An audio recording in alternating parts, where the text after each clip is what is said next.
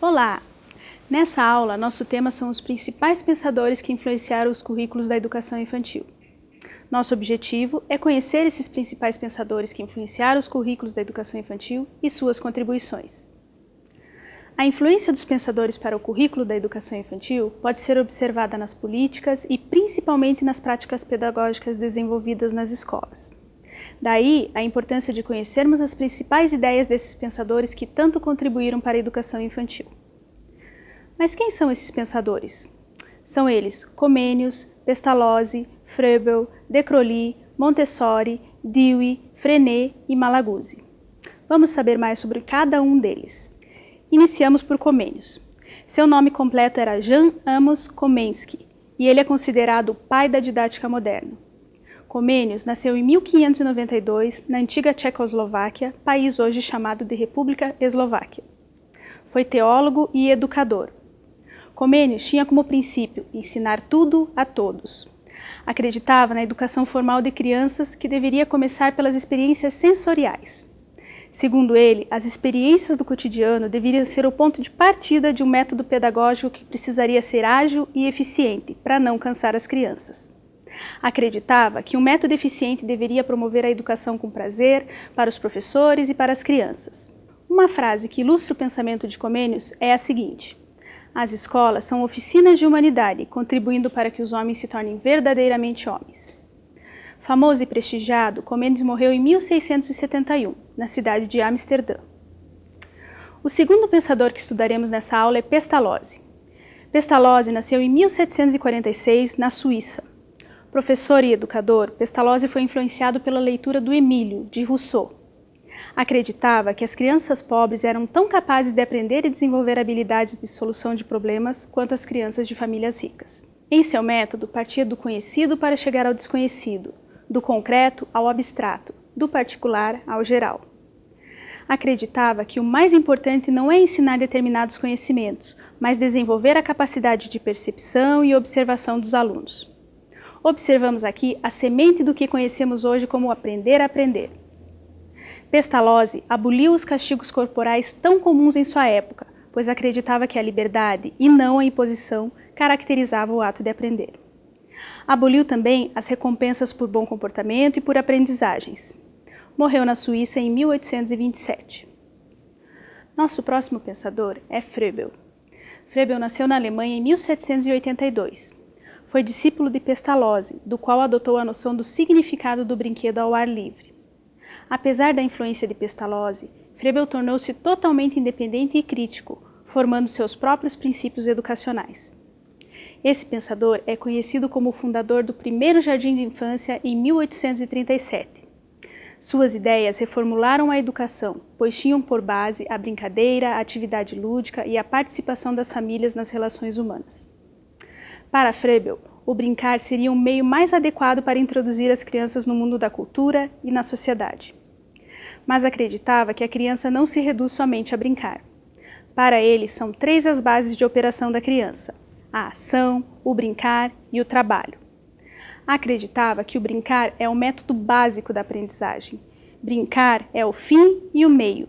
Fim, porque é uma manifestação livre e espontânea, porque gera prazer, a liberdade e a paz consigo e com os outros. Meio, porque pelo brincar chega-se ao trabalho. Ou seja, para Froebel, a atividade infantil e espontânea envolve todo o ser da criança. Froebel acreditava que as crianças pequenas são muito mais do que conseguimos observar. Morreu na Alemanha em 1852. De Crowley nasceu em 1871, na Bélgica. Foi médico, professor e psicólogo. Se aprofundou nos estudos de neurologia, pois tinha interesse em crianças com deficiências mentais. Como aluno, De Crowley teve problemas de indisciplina, fugindo inclusive das aulas de catecismo. Não à toa, defendia um modelo de ensino não autoritário e não religioso. Dentre seus princípios está a ideia de que a finalidade da educação é preparar a criança para a vida social e não somente acumular conhecimentos para o exercício de uma profissão. Para De Crowley, a criança não é um adulto em miniatura. Seu método tem como palavras-chave a globalização e os centros de interesse. A globalização se baseia na ideia de que as crianças aprendem o mundo com base em uma visão do todo, que posteriormente pode se organizar em partes.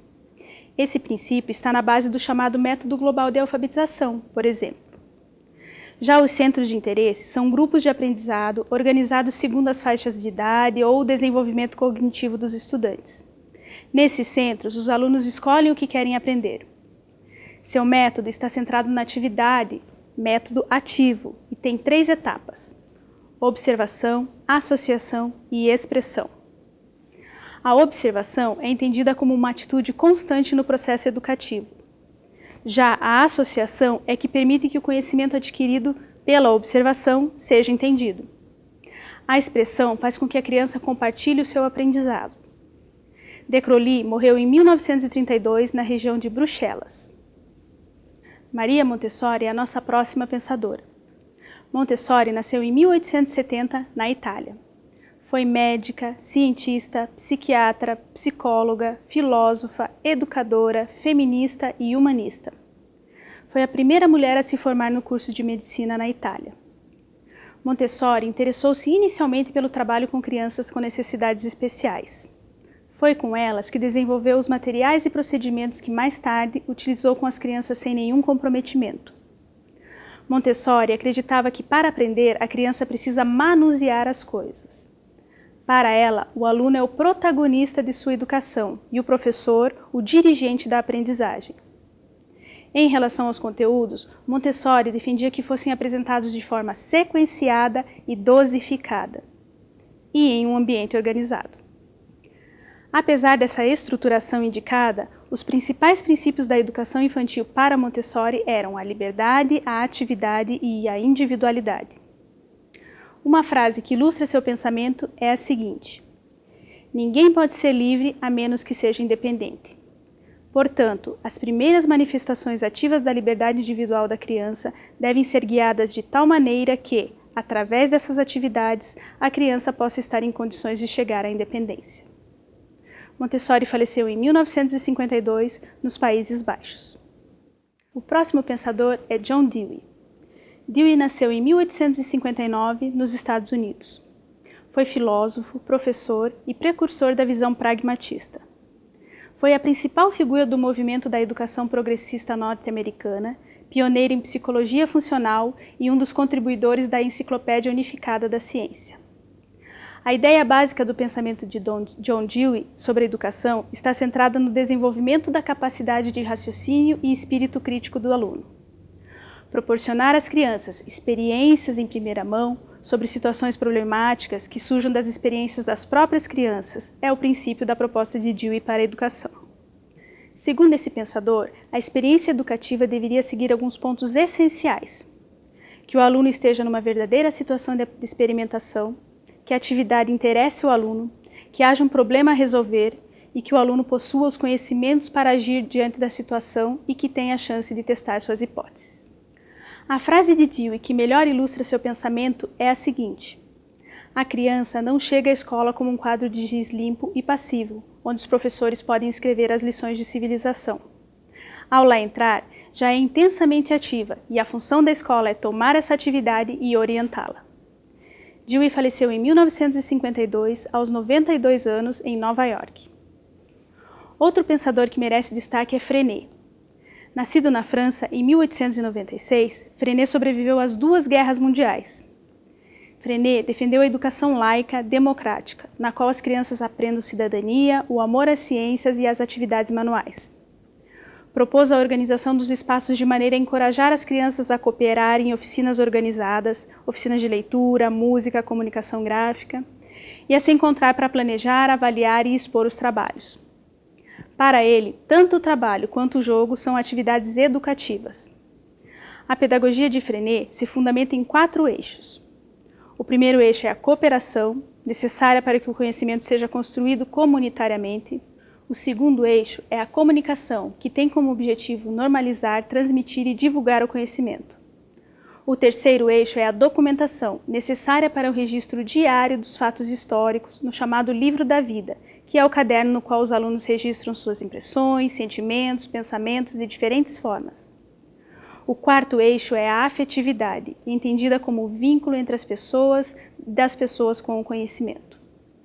Freinet formulou as chamadas invariantes pedagógicas, que são pressupostos que, independente do local ou período histórico, deveriam sempre ser levados em conta na prática educacional, como, por exemplo, a criança não gosta de receber lições autoritárias, ou os castigos são sempre um erro, são humilhantes, não conduzem ao fim desejado e não passam de paliativo.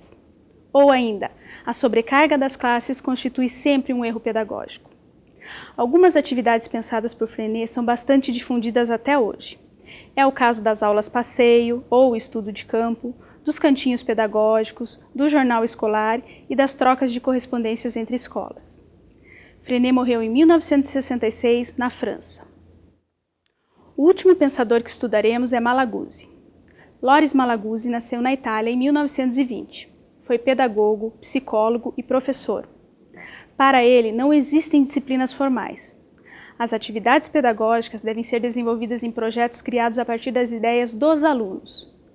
Juntamente com o uso da linguagem diversificada, inclusive linguagens visuais, seu ensinamento sustenta na pedagogia da escuta, sendo que o foco está na capacidade criadora das crianças. São 3 os princípios que fundamentam o pensamento de Malaguzzi. Primeiro, as crianças podem compartilhar seus conhecimentos e saberes, sua criatividade e imaginação por meio de múltiplas linguagens. Segundo, o mundo de conhecimento não está dividido em assuntos escolares, mas é um grupo único, onde certas áreas são sugeridas por meios de projeto. Terceiro, a interação entre os adultos e a criança deve ser uma parceria, na qual interesses e envolvimentos recíprocos devem permanecer e interagir para que um objetivo comum seja alcançado. O objetivo comum é o saber. Malaguzzi faleceu em 1994 na cidade de Reggio Emilia, na Itália. Após essa visita às ideias pedagógicas dos pensadores que influenciaram a educação infantil, podemos considerar que é possível buscar no passado ideias e propostas educacionais que se apresentam como princípios basilares na pedagogia da infância.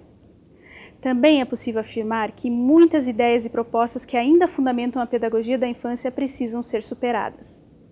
Nosso papel como educadores da infância é refletir sobre essas teorias e suas influências sobre nossa prática. Quer saber mais sobre os pensadores que influenciaram a educação infantil? No Eureka você encontrará indicações de sites nos quais você encontrará mais informações sobre a vida e a obra desses pensadores.